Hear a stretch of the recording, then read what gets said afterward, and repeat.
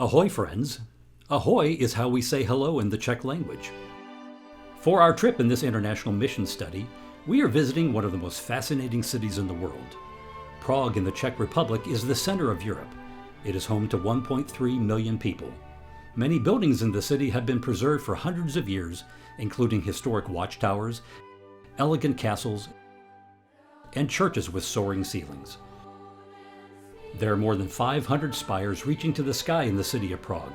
Spires are conical or pyramid-shaped structures on the top of buildings. 9 fun facts about Prague. 1.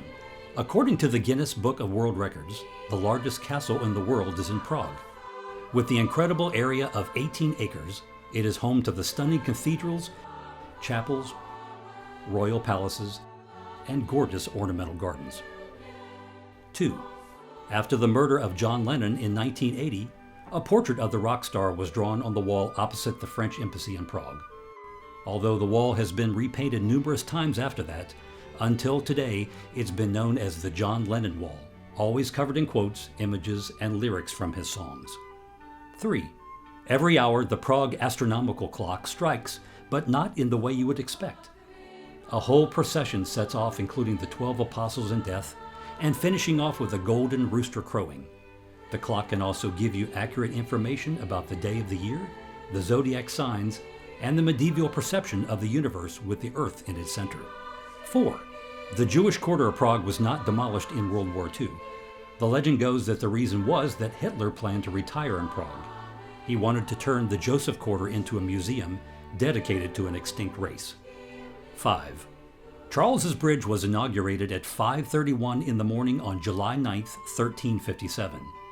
The reason behind this peculiar decision is that the king at the time was a maniac when it came to astrology and numerology. He believed it would be a good fortune if he arranged the numbers symmetrically: 1, 3, 5, 7, 9, 7, 5, 3, and 1.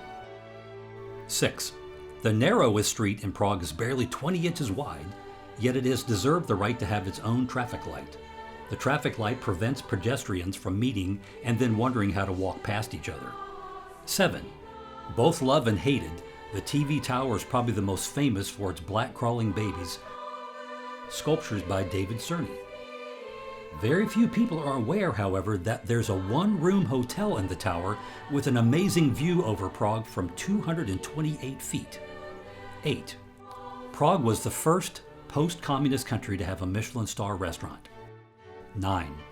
It is home to the longest river in the Czech Republic. Prague is nicknamed the City of 100 Spires because its skyline is dimpled with hundreds of beautiful spires. While Prague is known as a sophisticated city center, it is also one of the least religious places in the world. Early in the country's history, Christian missionaries came to declare the gospel of Jesus Christ. During World War II, parts of Czechoslovakia were handed over to Hitler without permission. After World War II, the country was taken over by the Communist Party. The communist leaders declared, "There is no God. Don't talk about God anymore." When the communists came to power and told everyone to stop talking about God, the Czechs responded, "Who's talking about God?" Czechia has a rich history of faith, martyrdom, and religious zeal, but today, Czechs rarely know anything about their culture's religious history, nor do they care.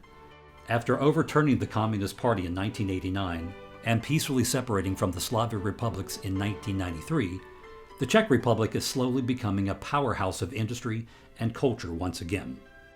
Southern Baptists have sent missionaries to start churches, train Czech church leaders, and lead discipleship groups.